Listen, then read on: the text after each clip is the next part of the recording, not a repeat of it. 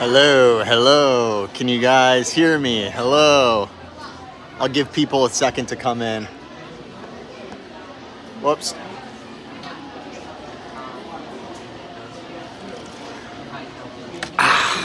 I'm here at the Satuli Canteen, quick service dining here in Avatar, here in Pandora. I still haven't seen anybody in chat yet, so I'm gonna wait before I get started too much. Hello, everybody. There we go. There we go. Okay, the chat's moving. All right. We are so back. What's up, guys? So, before we head over to Dino Land and talk about all that stuff, I got some news for you guys, some big news. Not huge news, but like, sort of like the news before the news. You'll see what I'm talking about in a second. Anyways, first of all, we have some news over here at the Satuli Canteen, which is my favorite counter service here at Walt Disney World. It's like Disney's Chipotle, which is kind of being mean to it because it's better than Chipotle. But they got rid of my favorite thing here like about a month back, which was the roast beef. I always told people get the roast beef and then get the rice and beans and get the green onion vinaigrette. Well, they got rid of the roast beef because it got too expensive. We've heard this on the earnings calls, the Disney executives complaining about inflation at the parks in terms of the costs on their end. And that includes my favorite thing here in Pandora, the roast beef. They got rid of it. Now, I will say this isn't really Disney being cheap, just so that you understand. Basically what the issue is that the price of meat has gone up. So Disney was proportionately raising the price of the bowl with the roast beef, right? So I think it ended up being like $16, $17 by the end of it. And now they switched to another type of beef. I'll show you guys it here. I already ate because I didn't want to be eating on stream. But anyways, they switched to this chimichurri beef, which is a little bit, it's not red. It kind of has like some fat to it, you can see here. But anyways, the price actually went down on the bowl. I used to pay $25 just for the bowl and a soda. Now it only costs me $20 for the bowl and the soda. So the price actually went down when they switched the meats. So it's not really Disney being cheap. It's kind of just, I guess that they were concerned that, if they kept the same grade of meat, the price would keep going up and up and up until it was like a $20 bowl, and that would reduce sales probably because that seems really expensive for, a counter service offering where they like to keep it in the, $10 to $15 range usually for an entree. So that's the deal there. All right, we got more people coming in. We're doing good. Yeah, so they basically, I don't know if they lowered the grade of meat. Like, I don't know if they like changed the cut or anything like that. I mean, it's just a totally different type of beef. It's like cooked different, totally different thing, sourced different. It's still pretty good. Is it the roast beef? No, it's not. But my review would be, it's not the end of the world. Still come here, get the beef, get the rice and beans, get the green onion vinaigrette, get the blueberry cream cheese mousse. That is one of my favorite sweets here at Walt Disney World because it actually has flavor to it. It tastes like blueberries and cream cheese. The problem with a lot of desserts and sweets here at Walt Disney World is it's like anywhere else. It just tastes like sugar. It doesn't really have much of a flavor to it. This stuff, great. You really can't go wrong here. A lot of people like the pods. They do other stuff here too. A lot of people tell me, Brayden, do this, do that. I always just get the same thing. I'm a man of habit. So anyways, that's the update on what's going on here at the Satuli Canteen. Finish my soda. And we'll get to the real action happening. Oh, we got someone in the chat. Zachary said they did it so they don't have to offer it at different temperatures. Okay, that makes sense too. I think it had something to do with the pricing too, because that beef they were using, it seemed to be a pricing thing where it kept going up in price, and then at a certain point, it's like you're pricing out guests, and it would actually it's probably reducing the sales here. So they actually cut the price on the bowl that I get after they switched the meat. So that's nice that they didn't keep it at the really nice meat price, but then make the meat lower grade. So I appreciate that. I don't think it's them being cheap. I think it's them trying to keep the meals actually affordable, which is kind of funny. So that's not something we usually associate with Disney. And it sounds like it was a logistical thing, like Zachary said in the chat. All right, guys, I'm throwing away my stuff.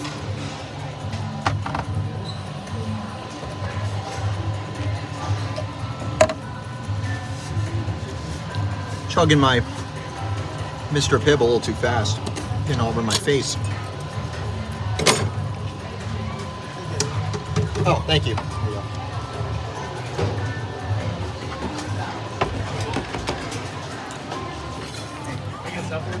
Oh yeah, of course. I like the Buc-ee's hat. You can be in it? Yeah. Yeah. Carter, look. Carter, look. Yeah, made the backlight from this. Oh yeah, sorry. Thank you. Cheese, thank you. Awesome, thank you. Like, hey, looks familiar. Yep, that's me. We got a viewer. Had his Buc-ee's hat on.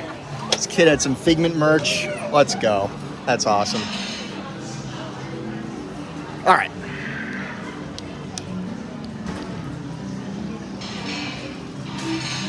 We are out here, gamers. We are out here.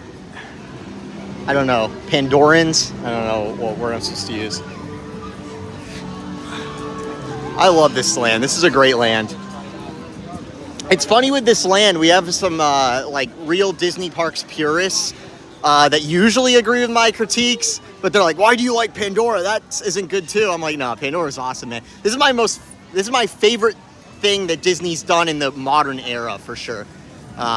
This thing is awesome. Pandora is just solid. The ride is solid, the main ride.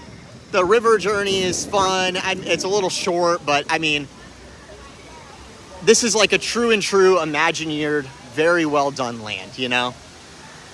There's always criticisms to be had, but you're really nitpicking, criticizing this land. They did a great job.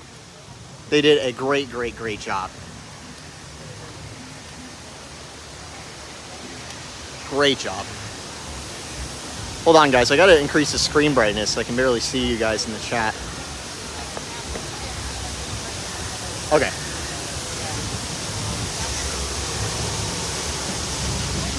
Look at this. And they brought the drums back. They were gone for a while because of, you know, the lockdowns and all that stuff.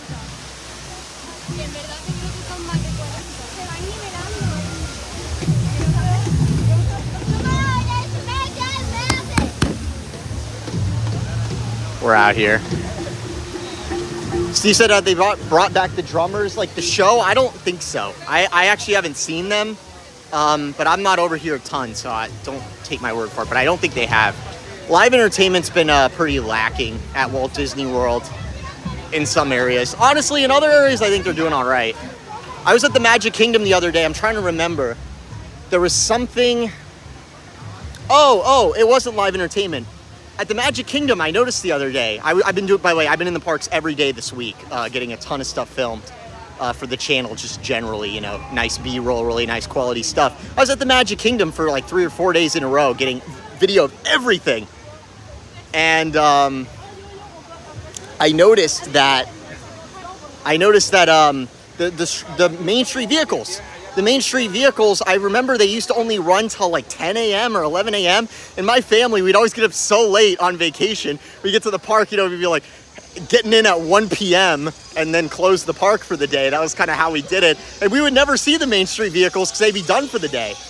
But these days, they run all the time. Like, I saw them at like 4 or 5 at night. And I was like, that's awesome. So there's some stuff that Disney used to not do as much that they do more now, which kind of goes against, you know, some of my usual criticisms about Disney really becoming cheap, which they are in some areas. And obviously the thing with the live entertainment is it's a talent issue. It's not that drummers don't exist. It's that they basically get paid more and Disney doesn't want to pay them more. So it is Disney being cheap, but you have to find the talent and then you have to pay them. And even for other companies that aren't Disney, that are much, much smaller, you know, they have a lot of trouble with that. But Disney, you know, they have so much money. Are you kidding me? But yeah, I think it would just cut into profits. And they're like, well, we don't have to have this, so let's just not worry about it. That seems to be their philosophy on a lot of stuff, you know. Like, they got rid of the nighttime parade, and then they're like, well, you know, no one cares, so we're good. You know, people might complain, but, you know, they're just haters, or, you know, they're just our biggest, you know, supporters that pay for all the really expensive hotel rooms and Club 33 and DVC, but they don't matter. Don't worry about it. Oh, man. So, guys, we are here at Disney's Animal Kingdom, and we are among some very famous people. I don't know if they're here right now, but I want to inform you guys.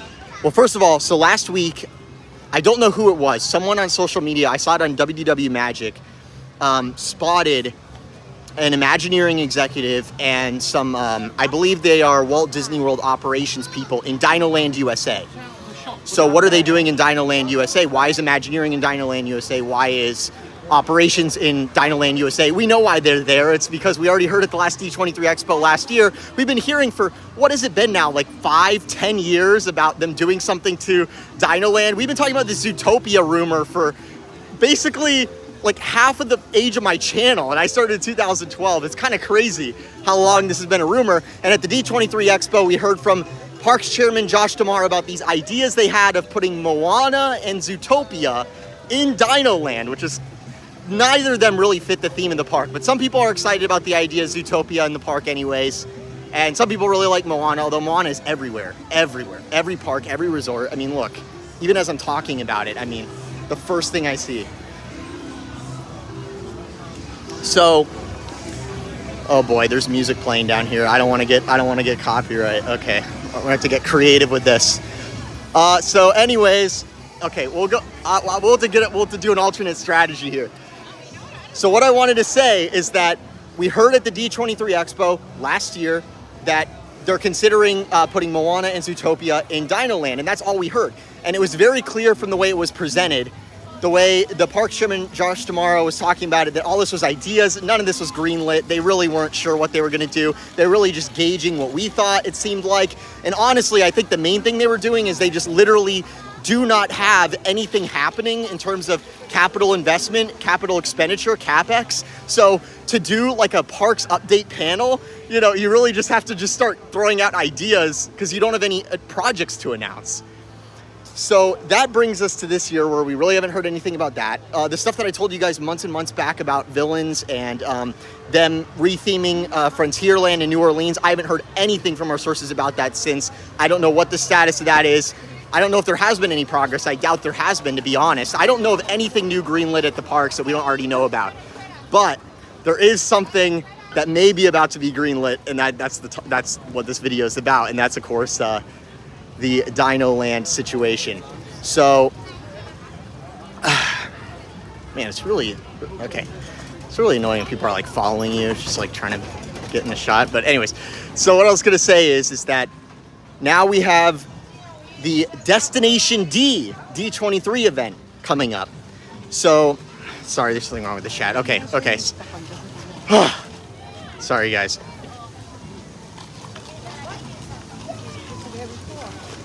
So coming up, we have the Destination D event. It's only in like 2 weeks from now, the next big D23 event.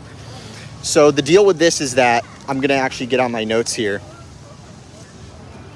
Usually at all the D23 events, it doesn't matter what it is, we get, you know, some sort of parks news update, you know, some sort of panel, something about parks updates. This time, not the case. So the Destination D event that's coming up on September, which is going to be on September 9th and 10th, then this next D23, there is a panel with Parks Chairman Josh Damaro, but they're not promising anything in terms of parks news. It says, this is the description of the panel, join Disney Parks Chairman Josh Damaro as he hosts a fun and entertaining presentation about what makes a Disney experience so magical and memorable for guests and fans around the world.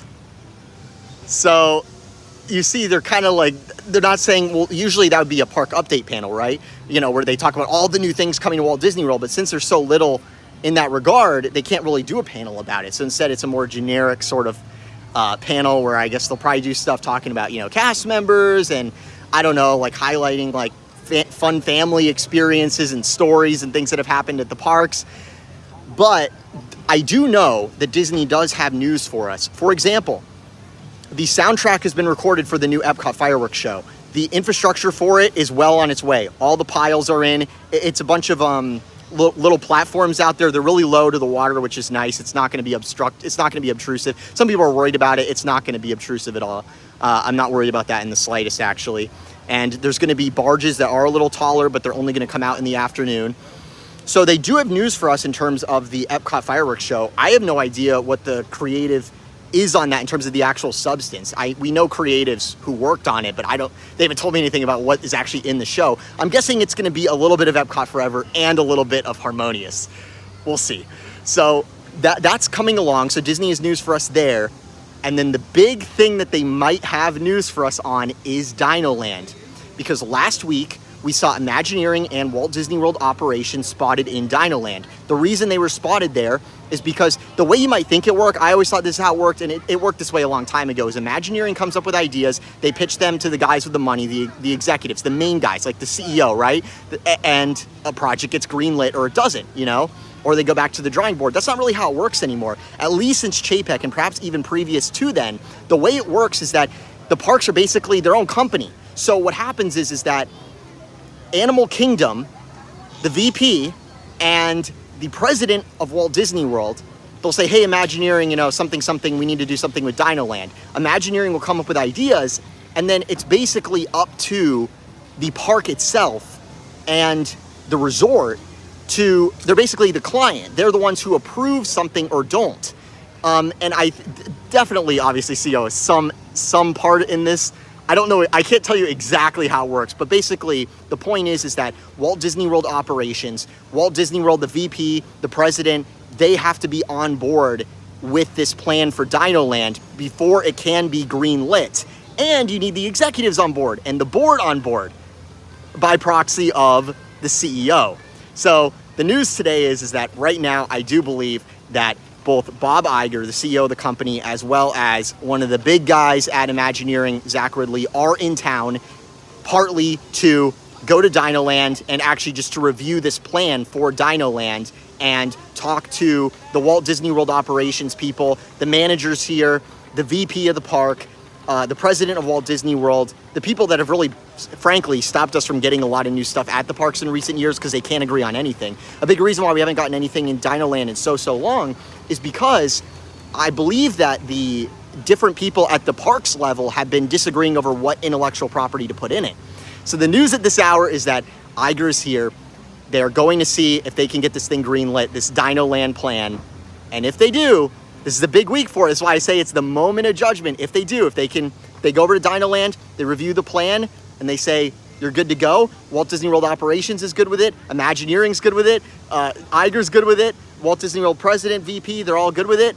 Boom, man. We will have an announcement of what's going to be happening with Dino Land, an official concrete announcement around the time of Destination D if this week goes well. And we've known that, here's the thing is, with a lot of the ifs in recent years, you know, we said, oh, you know, even stuff that Disney has announced, like the Play Pavilion or Mary Poppins, they ended up canceling things that they actually announced. So this isn't a promise. And we saw back in 2020 a bunch of fully greenlit projects just not even happen.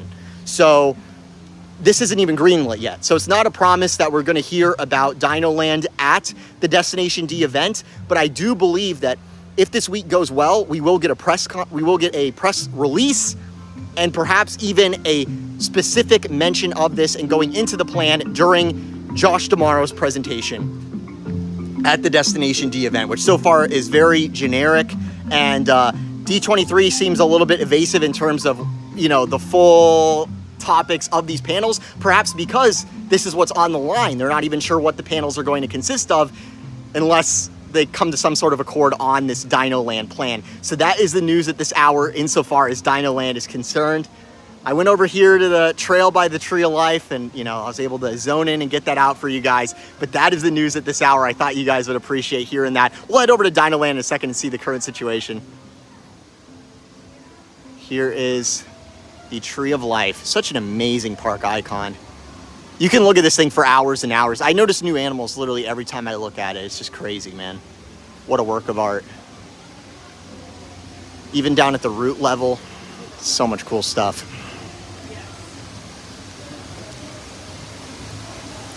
So that's the base level news. Now you're probably saying, okay, Brayden, well, if you know that Iger's in town, if you're such a know-it-all, you know, you got all these sources. So what's the current plan? What's the latest iteration of this Dino Land plan? We've heard Zootopia, we've heard Moana. What's the current plan? That's beyond me, man. Look, our sources know what the current plan is, but they're not telling me. They're not telling me. I guess they don't want word to get out yet, so. So I'm not sure. But we know the most recent candidates were Moana and Zootopia. So that's what we know concretely at this hour.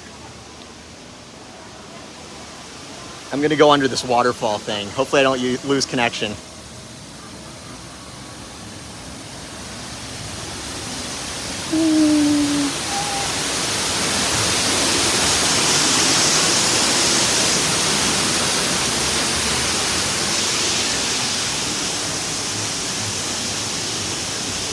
Meadow says, are you exceptionally tall? You appear high above everyone else. Well, I don't know, for some reason, I think the way I frame my videos in the studio, people think I'm short. I am not short. Would I call myself tall? No, I'm 5'11", so I don't know. That's not bad. That's above average, right? Not too bad. But yeah. When people meet me in the parks, like a lot of times they say, wow, you're really tall. We weren't sure that was you. I'm like, I'm not that tall. Of my friends, I'm probably one of the shorter members. But anyways, yeah, that's the deal there.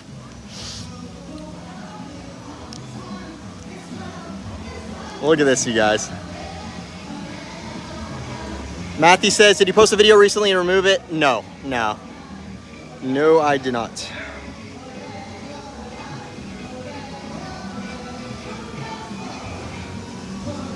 All right, they're still playing a bunch of music over there, guys. I need to get over to Dino Land without walking through the music blasting in the distance. I can't walk past that for YouTube copyright reasons. I want the stream to live. Steven with a super chat says, if you could retheme Dino Land to anything that you, what would you do? And can you rank the Orlando parks? Rank the Orlando parks, okay.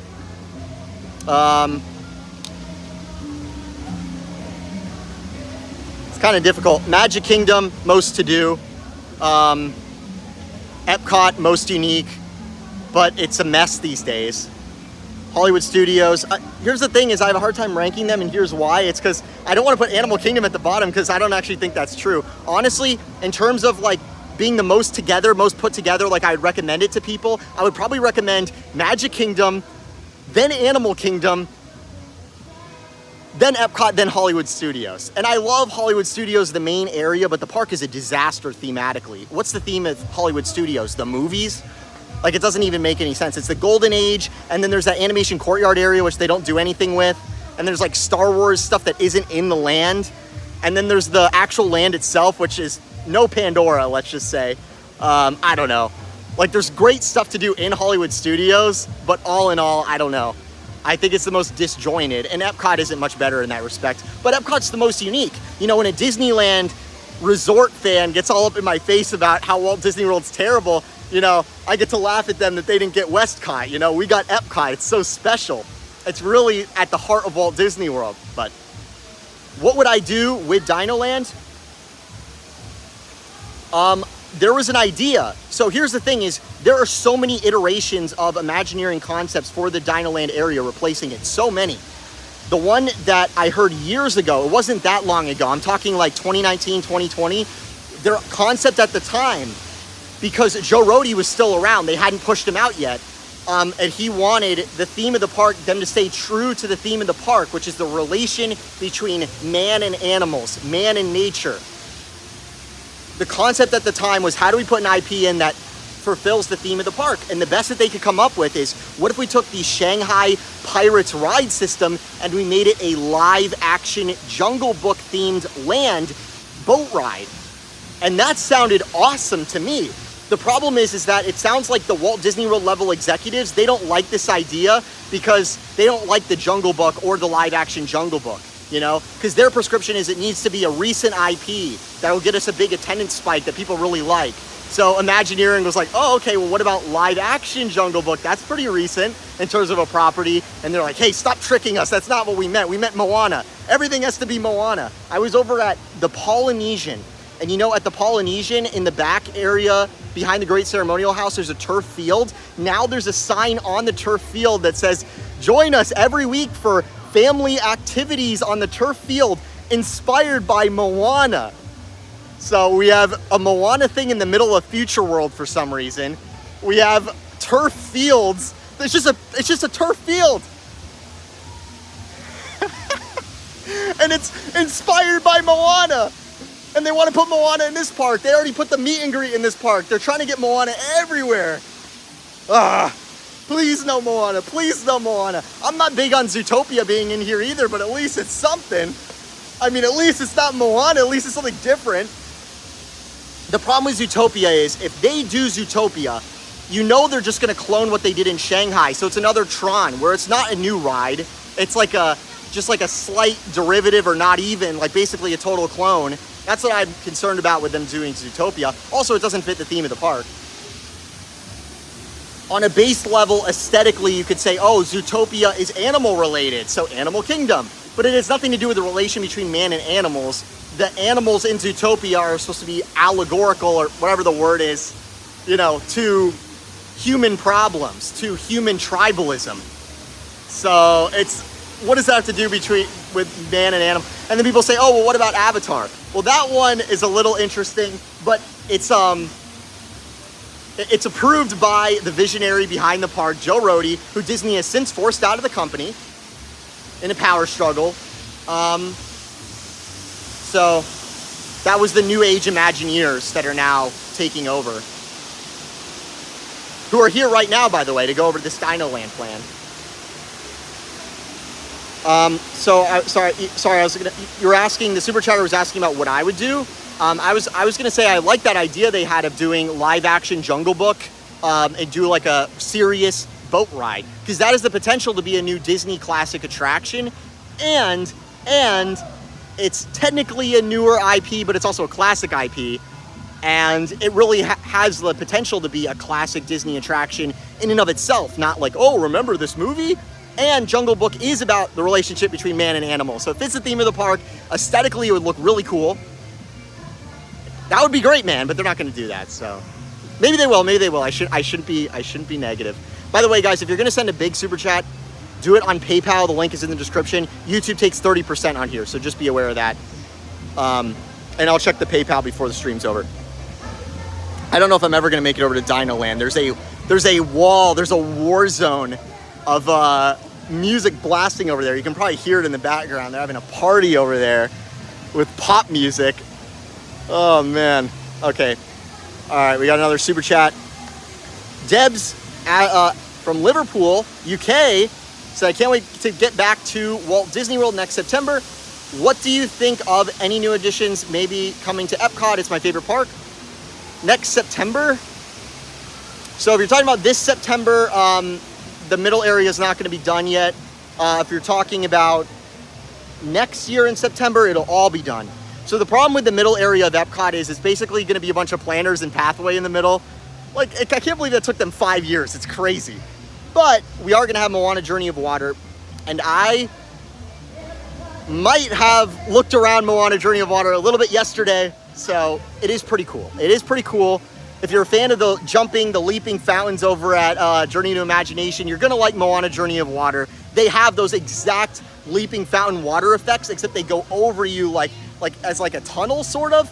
I got some footage of it, which I can put in a future video. It's pretty cool. But there's going to be a wet path and a dry path. We'll see how it is. It's supposed to be educational. It's supposed to tie into Epcot. Sounds like a reach to me, but we'll see. Who knows? I'm worried that people are just going to blow right past it and not even care. It's hard to even call it a ride, you know, or attraction or whatever. Attraction, I don't know. Sorta. I'm glad you're doing something other than a roller coaster, right? So we can reserve judgment, but the Moana theme in Epcot it totally doesn't fit. It's ridiculous. Thank Chapek for that.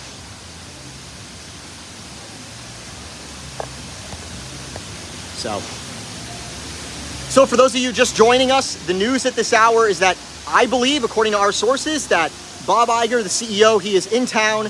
We got all the Walt Disney World operations people, the VP, the parks president, the heads of Imagineering, the heads of the Dino Land project that have been working on it for years. They're all in town reviewing the plan this week. And if it goes well, if it is green lit, we will get a press release of some kind, an announcement around the Destination D event, or perhaps at it on September 9th and 10th. That's the next D23 event. It might be a total nothing burger panel where we hear absolutely nothing. But I know, as a matter of fact, that they do have news for us on the new Epcot fireworks show. So they already have stuff that they could give us at that panel if they want to, hosted by Parks Chairman Josh tomorrow. And if the Dino Land plan comes through this week, and by the way, they've been trying to get this thing green lit for like over 5 years. So, you know, is this week going to be any different? I don't know. Iger's here, so maybe, right? So we'll see. It'd be pretty cool if we got some sort of announcement of something new finally, because after Tiana, what is there, right? So we really are starved for new things to look forward to. So that is the news at this hour, you guys, if you're wondering what the title is about. I wanted to go over and check out what's going on with Dino Land, but since the land is kind of dead, what they do is they just like blast like copyrighted pop music, and if I walk over there, YouTube's not gonna like that because I don't own the licensing to that music. So I'm just walking around under the back and forth under the tree of life. This is a great trail, by the way. Actually, I know what we can do. We can go to the It's a Bug's Life exit area. That's an even cooler trail. That's like the best spot in any of the parks here at Walt Disney World. I'm not over promising on that. It's an awesome area. No one ever goes there.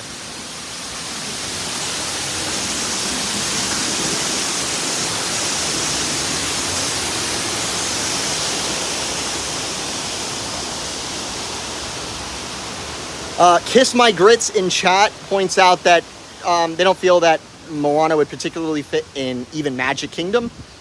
There was a plan a really long time ago, like a big budget Imagineering plan, before the legendary Imagineers were mostly, you know, sent by the wayside at Imagineering. And they were also, we still had the same Walt Disney World president for years and years, and we still had a lot of the legendary Imagineers who have since retired. Their concept for Moana was to do a Moana volcano coaster in Adventureland behind Pirates.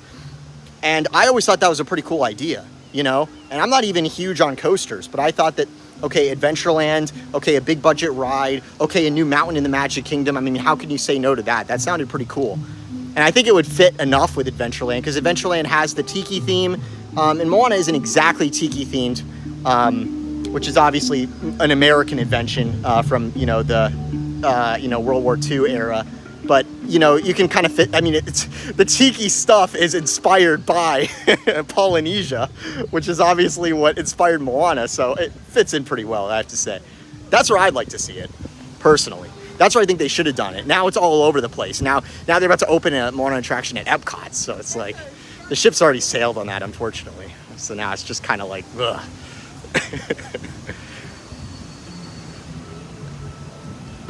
Not Here asks, have you heard anything about the rumored nighttime parade that WDW Magic has been talking about? Yeah, so I don't have any sources that have any direct knowledge of that situation. The show people I know more work on like the spectaculars and stuff. But at Live Entertainment, there's somebody in charge of the parades that kind of just gets to do what they want to do, it seems like. Like, it seems like people are like, well, she could do anything, you know, or something like that. So it's totally possible, you know, if the stars were to align and this person in charge of the parades was like, hey, I want to do this nighttime show, and here's how we're going to fund it and whatever. I mean, it could totally happen. And by the way, there is a financial incentive for Disney to have a nighttime parade, which is, okay, here's the problem, is that they used to have the nighttime parade to keep families in the park till late, because the longer you have people in the park, the more money you end up making, right? If people are bailing out early, you make less money. The problem is now Happily Ever After has become such an institution. As I told you guys earlier in the stream, I've been filming at the parks every single day this past week. I was at Epcot like 4 days in a row. Every day I was leaving after it got dark, there are just tons of people flooding in. It's like basically the end of the night, and I'm like, what are they doing? They're all going to see Happily Ever After. It is that much of an institution now that like every night, even if it's a day when the Magic Kingdom isn't particularly full, people pile in on Main Street at the end of the night. Locals, people from other parks, you know, maybe they spent the day at the Animal Kingdom. What do they do after that? They head over to Magic Kingdom. So they don't really need more like draws to keep people in that park till late. And that's a big function of live entertainment here at Walt Disney World. That's the justification, because it's expensive to do this stuff. The fireworks, the parades, that's the justification for it, is keep people in the park till later in the day. You don't really need that anymore at Magic Kingdom, like in the terms of a nighttime parade. But there was something that they did benefit from with that nighttime parade. When they had Spectro Magic, when they had the Main Street Electrical Parade. Do you guys recall when the nighttime parade was running and you didn't really care about it? You're like, ugh, I'm just trying to get out of the park. Do you ever remember that? What did you have to do? you had to walk through the Emporium.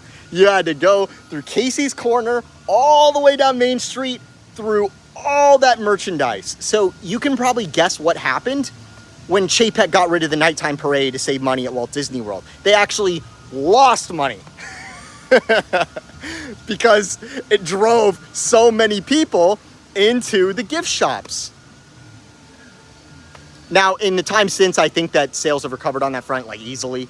Some of our sources say that that's like a old wives' tale, and actually there wasn't any sales decline. But I do distinctly remember having to cut through the Emporium all the time, and now you never have to cut through it. So I've seen way less merchandise as a result, so it seems pretty believable to me.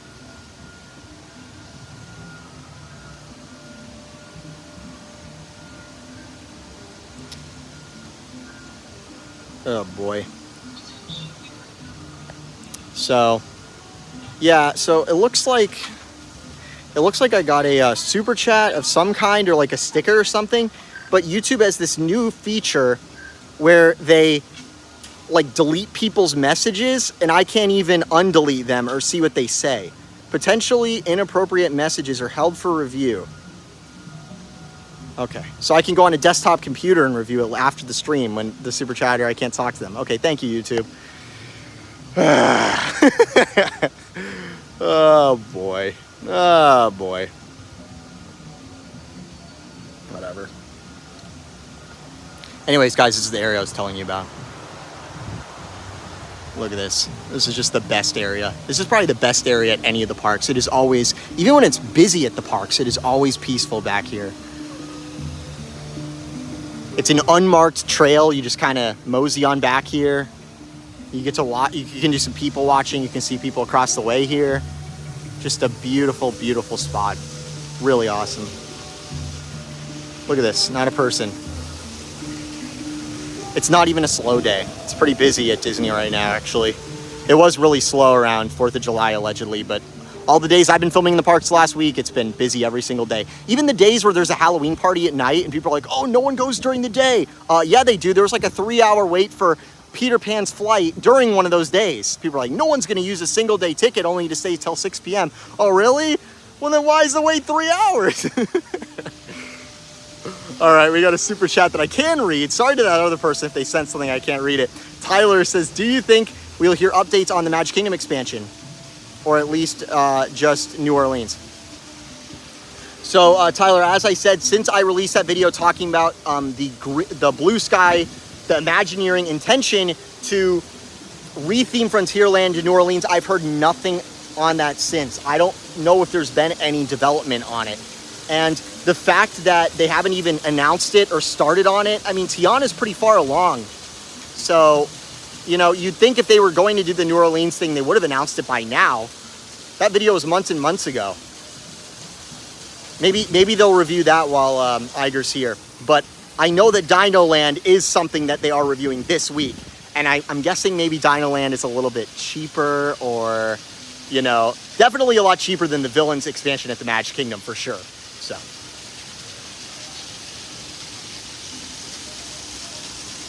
So no, I have no update on the New Orleans thing. I feel like the thing that is the furthest along, so here's the thing is, I think that there's a good chance that they are going to retheme Pecos Bills to Tiana. I mean, why wouldn't you have the beignets, right? There's a good chance that they'll update the area, but there's actually some stuff going on with the new Reedy Creek board, the CFTOD, that might just totally be stopping Disney from updating any existing stuff at the parks, which I'll get into on a future video, but the situation is really bad right now, so I don't know. I know that they want to retheme the area from Country Bears to Splash, but I don't know if we'll actually see that happen. New construction is easier, so something else that we've heard for a long time is a Haunted Mansion restaurant. I think that that's something that they could easily fund and announce. How much would that be? Probably the same as like, what? Like, remember the restaurant they added to Toy Story Land? I don't think it would be that expensive for them. And it'd be like, it'd pay for itself, obviously. So if they want to come up with stuff to announce, they easily could. Doing a Haunted Mansion restaurant, you know, that's an easy sell. Dino Land has not been an easy sell. Imagineering's been trying to sell executives on it for years. We'll see.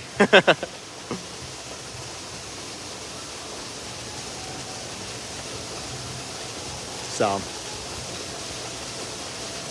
But yeah, we got to be getting beignets, right? We got to get something good out of this. They destroyed Splash. They have to do something. Give us beignets, please. They got to do something, man. They got to do something for us. So, all right, I'm going to go under the tree. Isn't this like an oil rig or something? That's what they say.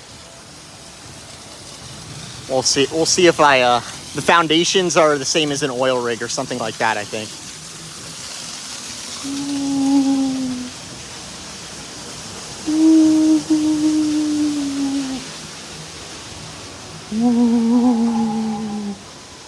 Whoa, it was creepy under there. That was scary.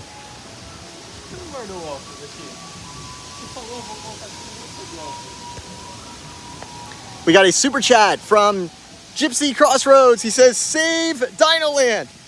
Update the land and rides. Level the Nemo Theater. Build a new land there. The outdoor theater for a wonderful World of Color show. My last day at Dino is 9/28, and then he's back on the road. Wow. Unfortunately, I don't think that Dinoland's going to be saved. I say that's unfortunate because I think that the dinosaur theme is really good for the park. And I notice a lot of the stuff that they do now, it's like they're replacing stuff that appealed to, you know, boys and girls, like young boys and girls, and they're kind of making it more, you know, I don't know. Like, think about Splash, right? It used to be, you know, Song of the South. Now it's going to be Tiana. Now it's going to be a Disney princess. And then Dino Land, they're going to replace that with Moana. You see what I'm saying? It's like they're replacing stuff that's, it's pretty girly, like pretty girly stuff. And then people on Twitter are always like, get rid of the Tomorrowland Speedway. I'm like, seriously? It's like every idea is like getting rid of something that boys can do at the parks. I don't know. It's like, okay. My chat isn't moving. I assume you guys can still hear me, still see me.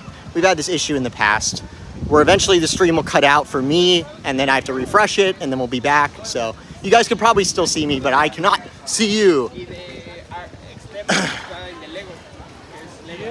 It is a known YouTube bug. It's tough to be a YouTube bug. That's me, I'm a YouTube bug. That's what people say when they see me in the park. They're like, oh boy, here we have a YouTube bug. Bumping into everyone with this camera. Wait a second, honey. We have to wait for the YouTube bug to go by. These people. These creators. These vloggers. It's always something with them, isn't it? These are really nicely organized. Look at that. Wow.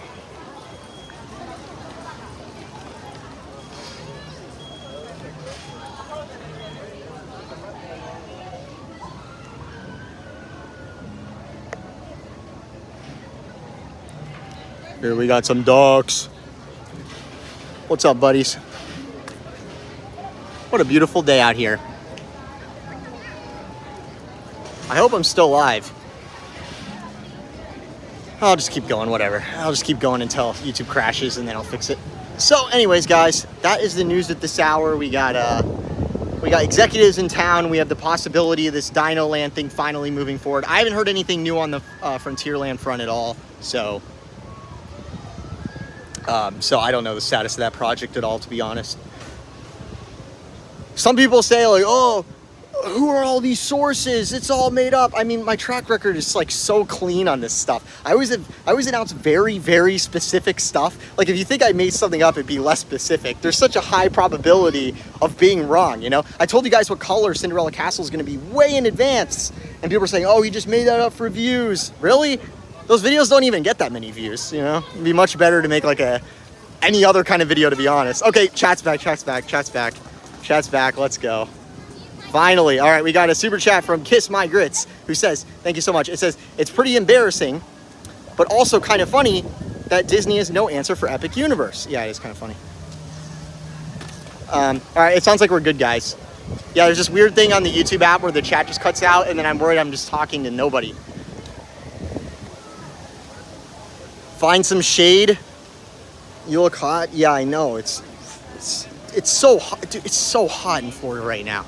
I bet where you are, like wherever you guys are, I bet it's pretty hot there compared to normal too. Not just because it's the summer, but this summer in particular.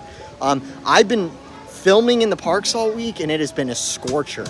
I've gotten really tan with sunscreen on, and usually I don't do a whole lot on the sunscreen front, but boy have I. I've had to bring extra sunscreen and the whole deal. It's been rough. It is a hot one. But hey, you're in Disney, right? So that's nice.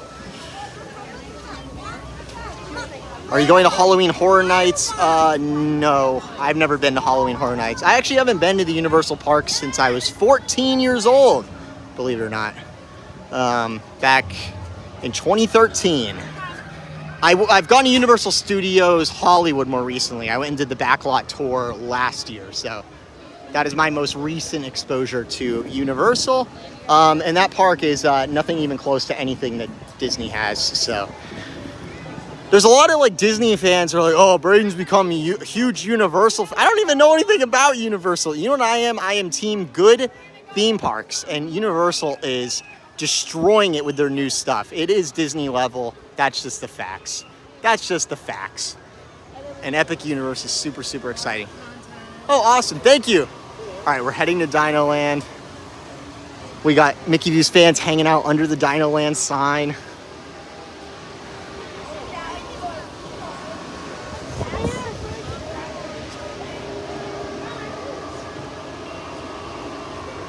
Check out this sign. It's pretty cool. All right, we have another super chat from Kiss My Grits. This one is, I'm trying to view it. Oh, I'm telling you, this YouTube app, I think a lot of the other streamers, they use a different app, like Streamlabs or something. I don't want to get too much into the inside baseball. I know no one cares. But anyways, I have a lot of tech issues with this basic app, but I don't stream often enough. I'm not a streamer, so it's not really something I focus too much on.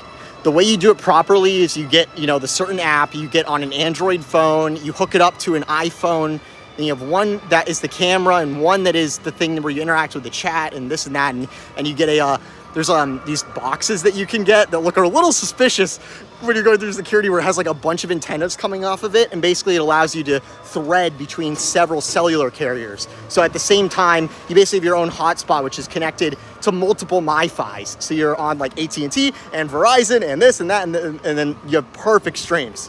I'm talking about the professionals. I'm talking about like Resort TV 1, Corey Meets World. They got it like on lock, where they can bring you the 4K content. But I'm just, that's not really my thing.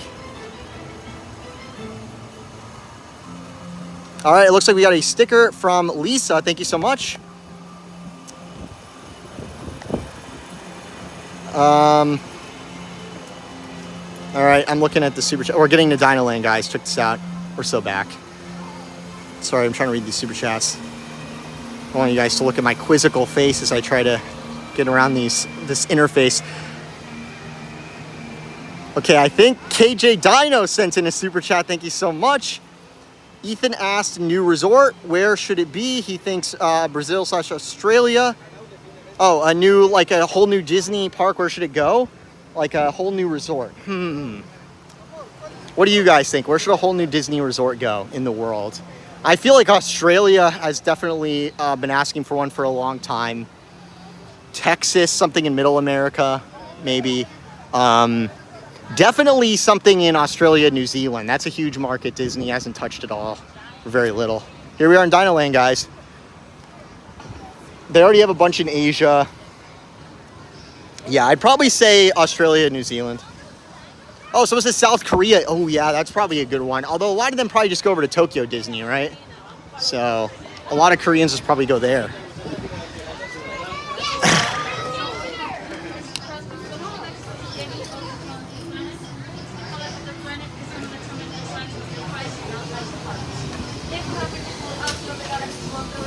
So guys, if you're just joining us, the news at this hour is that I believe, according to our sources, could be wrong, but we have a pretty good track record on this stuff. I trust my sources. That Bob, they're playing copyrighted music again. Run away from the copyrighted music! What I was gonna say, I just keep talking over it. What I was gonna say is that Bob Iger is allegedly in town, the CEO of the company. He's in town. They're reviewing the Dino Land plan. There is a plan here for Dino Land. You can see behind me, it's just a complete, this is a real Disney park, by the way. Look, just entire swaths of it are just walled off, and they have no greenlit plan for what to replace it with. It's been like this for years. Quite embarrassing. The plan at this hour, we don't actually know what the latest plan is, but there is a current plan that they are reviewing. Imagineering is trying to sell it to Walt Disney World Operations, the VP of this park, the president of Walt Disney World, and you have to also sell it to the executives. Bob Iger's here in town for that purpose, as well as probably some other purposes too. I'm not claiming to know everything. And on top of all that, if Dino Land, if the current plan is approved, if it is greenlit, if they can come to some sort of accord while Iger's here, that gives them enough time to release a press release alongside the D23 Destination D event, which is on September 9th and 10th, and we might even get an announcement from Josh tomorrow at the event, if they can come to some sort of accord on what to do with this area. Whew. That was stressful. Okay. They cooled off with the, oh, actually, I can still hear the copyrighted music in the distance. Oh boy. Guys, look over here.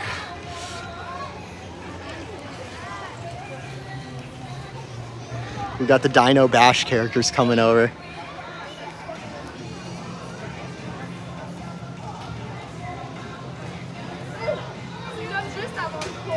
Here they come. Heading over.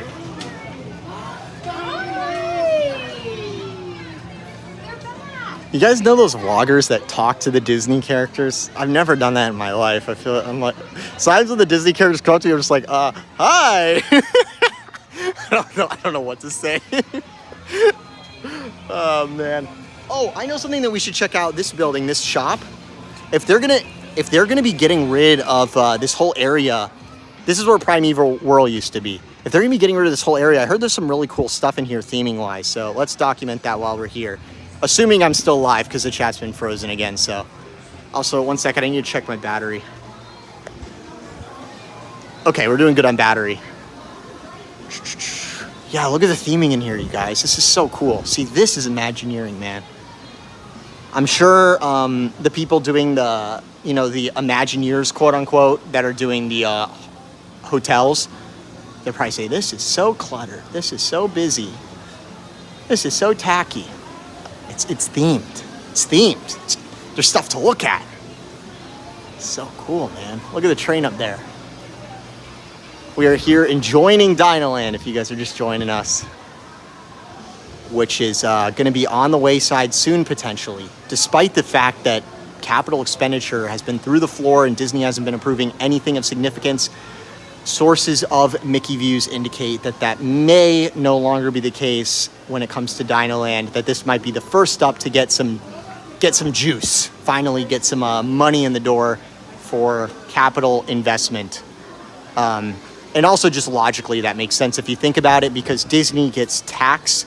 I'm not an accountant, but you know what I'm talking about. They have tax incentive. They have reason why they should be constantly investing to some extent at the parks. So even if they're going to be investing less in the parks because they're having money issues at the company, that just is going to end up costing them more in taxes if they're doing nothing. So they might slowly build stuff like we saw with Tron, where they can spread out the capital expenditure over many, many years and get those tax rewards. But at least, they should be doing something is the point. They have incentive to be doing something. And it sounds like Dino Land may be it. So we might be saying goodbye to this. With the train and everything, there's so much cool detail in here. Look at that. Up there, there's a, I believe it is a, it's a mine. I think it's a mine. And then here you have like a little town. I guess this is where humans and dinosaurs are living together, or the dinosaurs just built themselves a western town or something. I don't really know the exact lore with Dino Land. And then over here, speaking of volcanoes, I was saying the volcano Moana coaster idea earlier. Look at that up there. We got a volcano. That is so cool.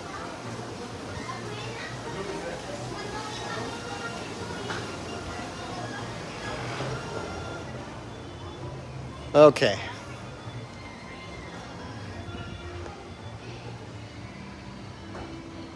Take your best shot. Hey, the chat's back. What's up, you guys? I'm sorry if I missed any super chats this stream, you guys. It's been really glitchy for me. The easiest way to send a super chat is through PayPal. I'm going to check those at the end of the stream. Those will all go through properly. Link is in the description. But yeah, what do you guys think? What do you guys think? Pretty cool area, huh?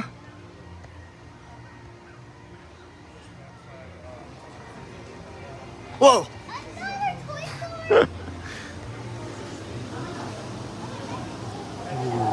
All right, we checked out this little area.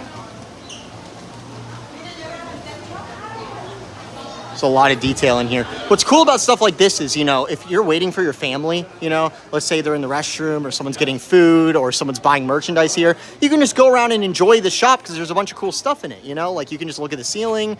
Like, there's detail everywhere. A lot of the new shops, they intentionally make them basically just painted white. There's nothing to look at except the merchandise, which is supposed to lead to more merchandise sales is the idea. That's the reason they do that. That's why when you go to Target, it feels like you're in a laboratory. It's like no detail. That's why they do that. That's the retail theory thing. Okay, we have another super chat that I can see, I think. Come on, man. Sorba Mishra, sorry if I said that wrong, says, keep up the great content. We love watching your content. Thank you so much. I appreciate it. That's awesome. Check this out, you guys.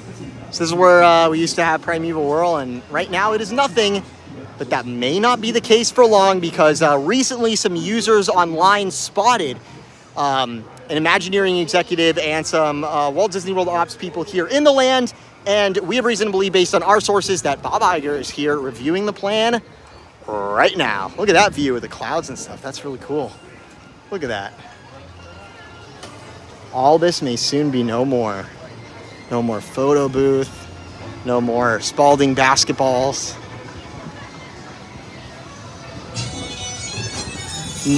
More music, more music, more music, more music, more music, more music, more music.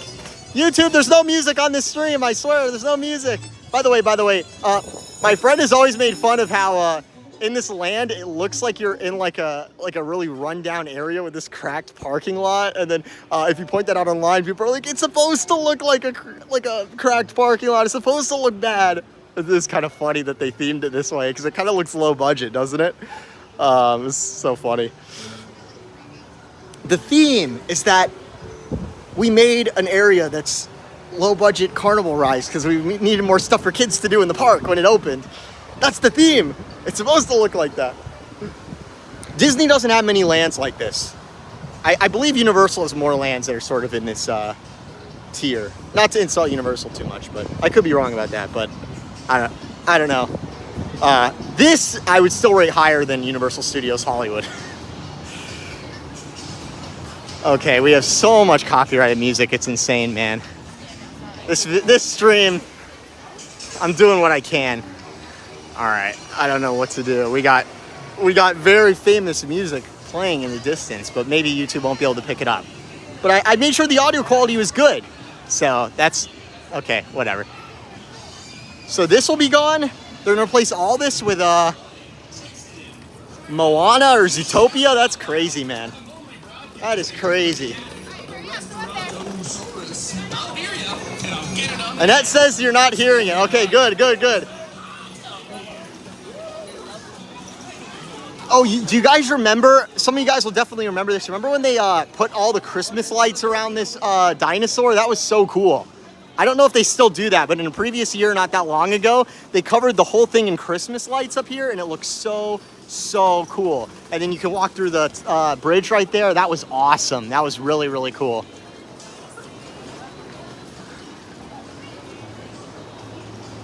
It's been kind of rainy today, but we're still getting some customers for all of the ice cold refreshments. As you guys can see, even in an area like this where this land really doesn't have much to it, there's guests. There's plenty of guests around. So I would not characterize the parks as being not as heavily attended right now as previous. I will say though, the hotel bookings are way down. I believe that very confidently. there's hotels that are supposed to be booked up where entire sections where normally cars are parked, there's no cars, not a single car, like at Port Orleans. So, and then a lot of the other hotels, they're like under construction, and you know what I mean. It's like, I think that they are losing some of the high-paying. Here we got the Dino Land sign. It seems like with locals and day tickets, they're still doing pretty good, but I think that they are losing some of the bigger budget spenders, and possibly a reason for that, besides, you know, like the political stuff with Disney, there's other explanations too. Like, I was looking at Italy. I was looking at what it would be to travel to Italy, and a 4-star hotel there, it's like a fourth of the price of a 4-star hotel at Disney. You know what I mean? Like, crazy cheap, relatively. So I think a lot of those bigger budget family vacations that used to come here are opting for other places. You know, why go to Epcot and see like models of the world when you can actually just go explore the world? Is, I'm sure, the way some of them look at it, especially right now, because it's actually relatively cheap to do that comparatively. Easy says we're in full-on recession in the UK. Yeah. The cost of everything has just gotten insane. It's getting bad here too. Probably not as bad as there. We have a little bit more of a resilient situation here, but not by a whole lot. Not by a whole lot. And there's a lot of products I buy that are made out there. So, like my my black and white film, it's made out there. So, and those guys have been having all sorts of supply chain issues, all the film manufacturers. Anyways, I don't know what that has to do with Dino Land. Sorry. Stay on topic, Brayden. Stop talking about film photography. What do you think this is, a photography channel? Tree of Life looks really cool right now. It's always cool when we have these storm clouds because it really contrasts well with a lot of the subjects around Disney. It's nice to have that instead of it just being like a really blown out sky. That's always really cool to look at.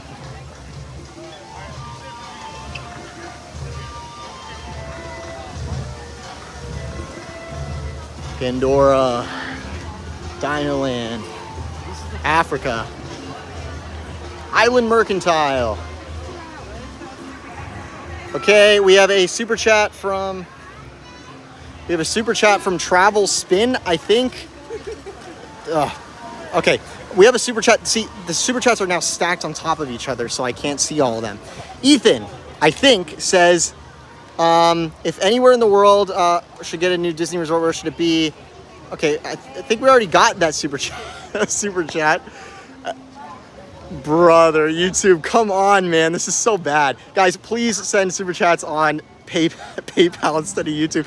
It's stacked all of them on top of each other, and then there's a bunch of things on top of the super chats that say held for review, held for review, held for review. What a mess. What a mess. What a mess, YouTube. Man, I'm so sorry. Thank you guys so much for the super chats. There's literally nothing I can do about that. That is such a bummer. But I really appreciate the support, you guys. Okay. So here's the deal with the crowds. So look, we're at the end of the night here at the Animal Kingdom. As I was coming in, a lot of people were leaving. So this isn't really representative of what the crowds were earlier in the day. Animal Kingdom's near closing. This park closes early, if you recall. Right now it closes before it's even dark out. Remember when it used to be, the narrative was like, oh, we're making Animal Kingdom something fun to do at night. I mean, there literally is no Pandora at night right now because the park closes at 7 p.m. and the sunset is at 8:20. So that's kind of a bummer. I really like to enjoy that, but that's just not happening right now. So I have been at all the parks this week, and Magic Kingdom was busy every single day. I would get there at 8 a.m. There's the days where they're doing the party at night, you can go at 8 a.m. and be there till 6 if you're not paying for the party. And you'd think that it wouldn't be that busy because, oh, who would waste a day ticket on that? A bunch of people. Like wait times are well over an hour on most things. So I don't know. There's this narrative that the parks are like, people aren't going to the parks or something. It's just not true. Also, there's something very deceptive in the way that, it's not deceptive. What I want to say is that, for example, when the Wall Street Journal reported that attendance was down, that was true. Around 4th of July, I believe that attendance was down. We could check streams and you could see it was pretty empty. Here's the thing, though, is that don't read too much into Disney's earnings, because here's the problem, is that, think about it. So Disney will say, oh, you know, like you could tell, like the parks, we're seeing some softness at Walt Disney World. We're seeing the same attendances in previous years. We're seeing like the same, you know, basically what I'm saying is that when a company is stagnant, that's a negative, because a stock, what do you want it to do? A company, what do you want it to do? It's there to generate growth. So that doesn't, basically what I'm saying is the park's underperforming, Walt Disney World underperforming relative to its projected growth doesn't really translate into lower crowds at the parks. The fact is that the crowds right now could be exactly the same as last year, and that would be negative for the stock because Disney's costs have gone up. Look at inflation. Look at how the cost of everything has ballooned. The cost of labor, the cost of food. So Disney is making less money, even if it's the same crowd. So you'd think, oh, well, Disney's losing money at Walt Disney World. They're making less money. Oh, it must mean that there's fewer people in the park. That's not actually, that doesn't necessarily need to be the case. Also, there's something else going on that I wanted to tell you guys about. I don't know if you've noticed this, but everyone is into Walt Disney World hacks so much that I think we're getting to the point where you should do the opposite of whatever the hack says. So, for example, remember how there was all that stuff about how the parks were super empty around the 4th of July? You know why that's so believable? Because what do you think about the 4th of July? Oh, it's going to be busy at Disney, don't go. So then people just don't go. So honestly, the days where it's supposed to be super packed at Disney, I say go for it, man. You know what I mean? Think about it. Think about it. Like what I was saying about how people say, oh, you should go on the party nights, go during the day, and you'll be able to hit every ride in the park. You don't have to pay for the Halloween party. Just pay for a day ticket. You won't be able to see the fireworks, but you'll be able to do every ride in the park. That's not true. Everyone's there trying to do that. They all think they're hacking the system, and then they get to Peter Pan and they say it's a 3-hour wait. And then they're like, I have to buy Genie. So don't overthink it too much, man. Honestly, what I do is I just go when I want to go. I don't check like, is it busy at Epcot today versus this? I just go to the park, you know? And some days it's not that busy, other days it is. Just enjoy, you know? When everyone's doing the hacks, you should just start doing the opposite of the hacks if you're gonna do hacks at all. Think about, when do people not want to go to the park, or when do they think the parks are gonna be terrible? Go then. There are some surefire hacks that still work though, like going in September. September is always a ghost town at Walt Disney World because it's back to school. So, you know what I mean? So all the people going back to school, it's not like a secret. All the people going back to school know that the parks are really empty during that time, but it's like, well, I got to get my kid back to school. So, you know what I mean? So that's a good time to go, for example. All right, we got a super chat up here. I got to scroll up during that rant. SM 2022 asks, Brayden, any ETA on the Epcot crater being completed? Our next trip is in mid-December. I think most of it will be done by the time you're here. I'm pretty optimistic about it. They're putting in the pathway. I was actually kind of looking through. There's a big like part on the back of the walls by World Showcase. If you look towards the ball, there's a gate there, which is usually kind of like partially opened, and you can kind of look in and see what's going on a little bit. You know, it's inside the guest bounds. I'm not breaking any rules. I'm saying from standing in the guest area, you can see through the wall a little bit. And like all the planters are totally in. There's still a few concrete forms around, but they're pretty close to landscaping. They're pretty close. So that whole middle area should be open by the time of your trip. And it sounds like, I mean, Moana seems like it's done. Moana Journey of Water, it sounds like they're kind of pushing up when it's going to open. So it might even open sooner than late 2023 or whatever the official opening date currently is. It's going to be more like fall. So pretty optimistic on that. I'm glad it's just going to be done, honestly. But yeah, they really messed up. They really messed up the Epcot stuff, man. It was down so long and we're getting so little. It's just a bunch of pathways and planters. They could have just sectioned off little individual parts of interventions, you know, like the middle area there, and just done that, you know? They could have just done it in little sections instead of like closing off the whole area. Then they spent a year demolishing part of interventions just to have to rebuild it, basically, except worse. Except now it looks more like Walmart because it doesn't have any of the facade detail or structure. It's just totally flat. It's just like a cube. It's like a pie shape, you know, just sitting in there. And also, you know, I was in Epcot with the real feel being 120 degrees, and there could not be more inside space in that park. I needed inside space so badly, and there just isn't enough of it. You know what I mean? Like with the Interventions buildings, you had so much real estate on the inside, and they took away half of Interventions. And then they regretted it because they're like, oh, that doesn't make any sense. And now they're rebuilding a little indoor portion, but they're only rebuilding half of Interventions West. They're not rebuilding it as nice, and half of that is going to be an outdoor theater space. So we lost effectively half of the indoor air conditioning, you know, escape the rain area that you have there, which is just crazy. That was not a good strategy. This music goes hard.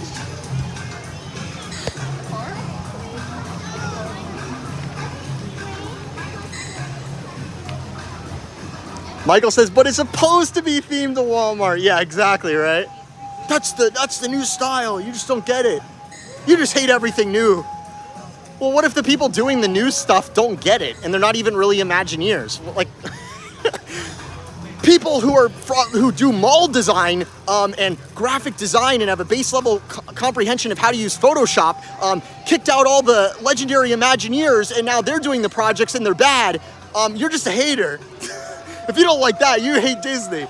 Why would I hate? I don't hate Disney. I'm the one here talking about it all the time. Obviously, I care about it. I'm team good theme parks. That's why I cover Epic Universe. That's why I cover Walt Disney World. It's not because I'm on a team.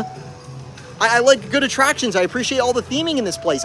I'm not even like a Disney film guy. As a kid, I didn't really grow up watching much in the way of Disney films. I went to Walt Disney World when I was relatively young, and I thought, this is so cool. I remember going to the Polynesian in 2006, and they have the tiki-shaped lamp, and I was like, that's awesome, man, you know, in the room. I really appreciated all the theming and stuff. It was so cool.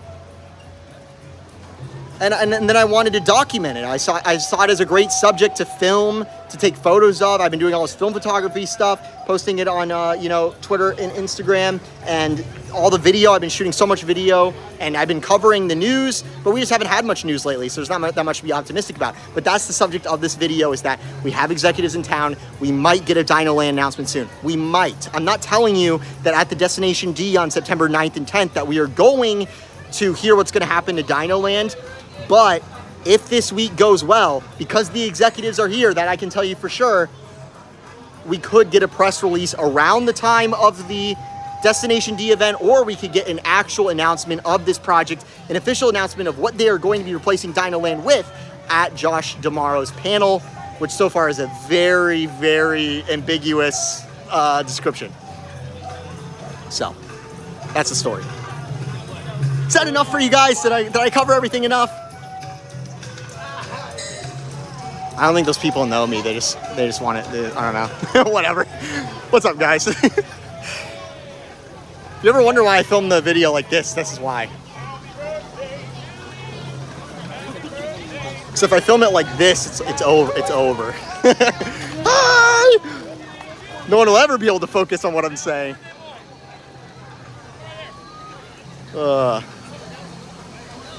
Anyways. So guys, that's the deal. So much cool wildlife at Walt Disney World. Filming in the parks this week, like all the ducks, and there's some other ones too. Just so funny to watch. It was so hot in Epcot, like if you stood outside for 10 minutes, you'd have a sunburn, that type of deal. And anyways, I noticed that there was, you know those birdhouses they have in Epcot? They don't cast much of a shadow. They're not really structures, but the little shadow that those were casting, all the ducks in that area by the Odyssey building, they were all standing under the birdhouse, like in the shade. It was so funny to look at. I'll post a photo on Twitter or something. It was so funny. The otters, yeah, that's right here, right? Yep, the Auto Grotto. I have to say, another thing that I've been ranting about lately is the phone use in the park, and it is still really bad. I know it's hypocritical. I'm streaming on a phone right now, but you know what I mean. Like, you spend a ton of money. You worked your butt off, okay? You spend a bunch of money to be here, and then you have to spend it looking at Lightning Lane, whatever, on your phone. That is so lame, you know? I'm not talking about locals who are like, I just come here to work or whatever. You know, I like to work at the park. That's not what I'm talking about. I'm talking about, like, people who are on their once-in-a-lifetime vacation being tied to their phones the whole time to do anything. Well, they do have some stuff that is supposed to, I think, help you not have to look totally at your phone. Like, they have these signs that have the wait times on them and the next show times. So, I mean, this is a way that you can kind of get an idea of what's going on at the park without having to look at your phone. So I do like that Disney has these. These are a more recent addition. They also help with crowd flow because they can modify these screens instantaneously to say whatever they need to help direct people around. Like, let's say there's a special event, or they're having the crowds go through in a certain way. Ops wants to move the crowds this way or that way. You can use these screens to direct people. That's why they're putting these screens. They're replacing the purple road signs with the blue signs, which I think are really boring. But they're also replacing a lot of the metal printed regular plastic vinyl signs, road signs at Walt Disney World, with screen signs. And I think those are supposed to help with, like, on New Year's and Christmas and those sort of days, you can have traffic directions on the actual road signs directing people where to go to get out. So they're doing it for operational reasons. I don't really know about it though.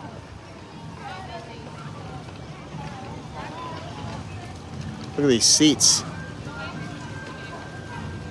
Jacob says, are any characters out? We saw earlier the Donald and Daisy in their Dino Bash costumes, but that's it so far.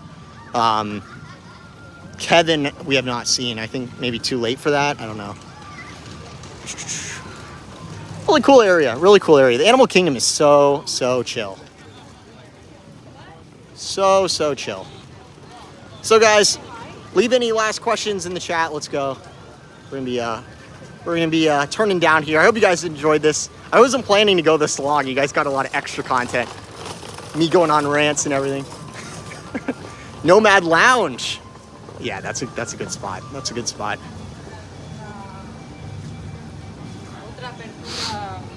So that is the story.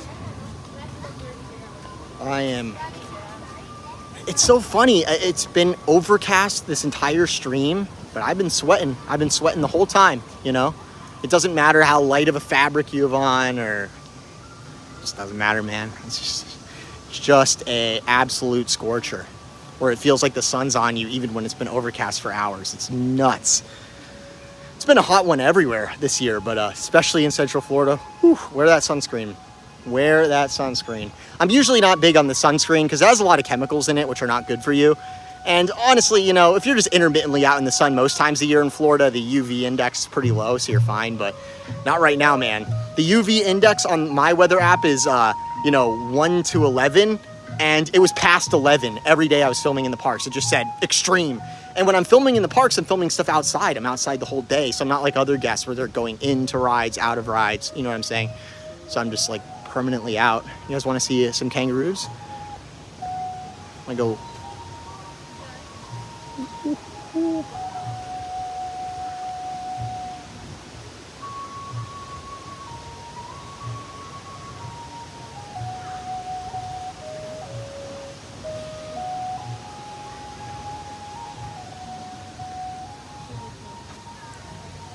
Some of you guys are asking for me to stream more often. Well, I have one last announcement for you guys. This is not Disney news related, it's my news related.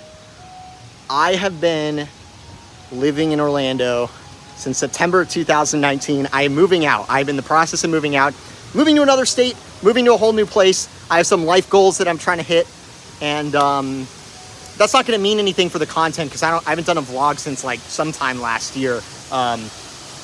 But that's a big reason why I've been filming a ton of stuff in the parks, is that I have as much like visual content so I can get the videos out a little faster. But yeah, definitely a good development. But yeah, I really enjoyed my time in Orlando. Disney's just not doing enough to justify me needing to go to the parks every day. When I moved down in 2019, think how many projects were ongoing. Like literally every day I could go to the parks and have something new.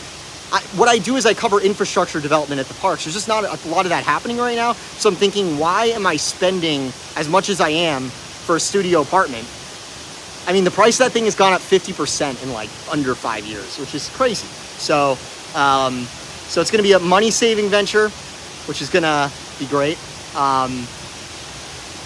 And also, yeah, I have some big plans.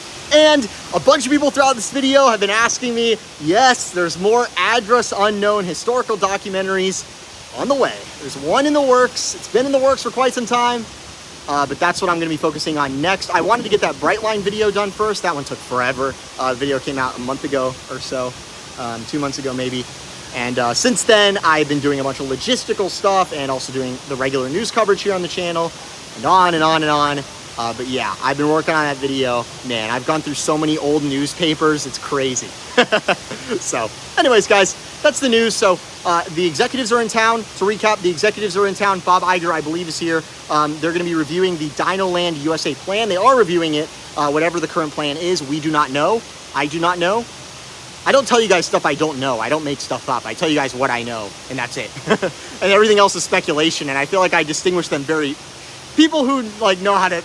They know when I'm saying speculation, or I'm saying actual stuff that I know. So I believe that Imagineer Zach Ridley, Bob Iger are in town, a bunch of other Imagineers talking to Walt Disney World operations. If they get the go-ahead, then Dino Land is green lit, then we'll get a press release. We could get it as soon as next month. And the D23 event is next month, so maybe we'll hear something there. We might not. I'll cover that event. We'll see what happens, and we will see. As far as the New Orleans update to Frontierland, I haven't heard anything. The Frontierland sign is missing, which is weird. I was filming over in the Magic Kingdom, and it's not there. Maybe they're refurbishing it. Who knows? So that is the current situation, and I have been here. I moved to Orlando in September 2019, 6 months in, everything locked down, and the parks were not quite the same ever since, I think you could say. And especially the stuff that I covered, the infrastructure development, really wasn't. And my rent has just gone up and up and up. And it's not really just a financial thing, but the reason I'm highlighting that is because it is a serious chunk of money that will be freed up if I get out of here and move to somewhere cheaper. Like, you know what I mean? That can go into what I'm talking about with the Address Unknown documentaries and more professional content here at Mickey Views, more content in general. So it's pretty exciting stuff. And anyways, so that's all I got to tell you guys. I'm here outside of the Tree of Life. That's life. That's life. That's what's going on. So I appreciate all you guys so much for the support. If you'd like to support the creation of these videos, be sure to check out the Patreon. And you can get your name at the end in the credits, or, you know, you can just donate any amount monthly, or you can just send me money on PayPal. I'm going to be checking those super chats in a second here, so the video's not done just yet. And also you can go to mickeyviews.com/support. You don't have to give me money. Something else you can do is, you know, if you ever go on Amazon, you can go through the link that is on the mickeyviews.com/support page. Buy your stuff. It costs you the same, but basically there's like an affiliate revenue amount. There's an amount that Amazon usually takes in profit that would instead a little tiny bit go to Mickey Views. So that's great. So okay, let's get to the PayPal stuff.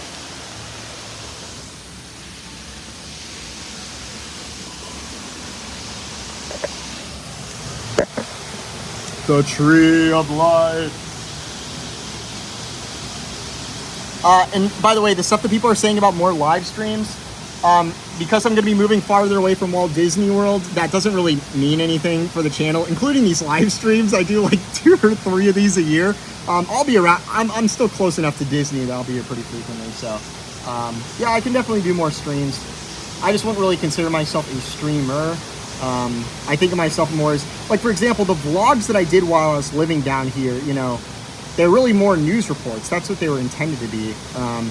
Some people are saying, oh, you're a vlogger. You're a disgruntled vlogger.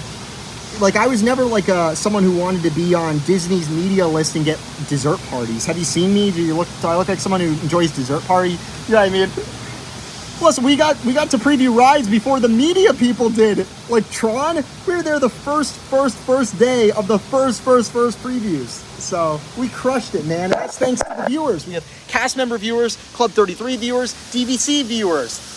I'm an annual pass viewer. I watch my videos and I have an annual pass. So we got a lot of people helping out that really made Mickey Views what it's been down here and will continue to be moving forward. Thank you so much for the super chat, King Awesome.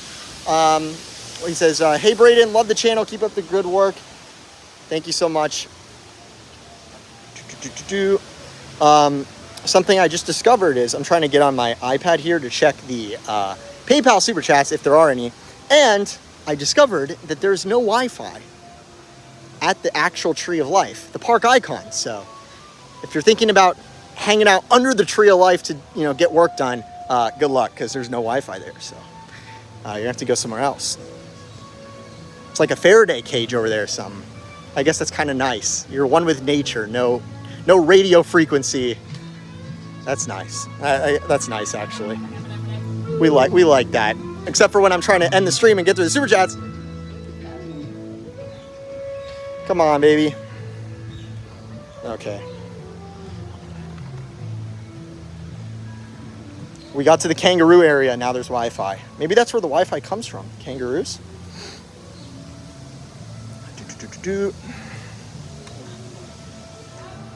Okay.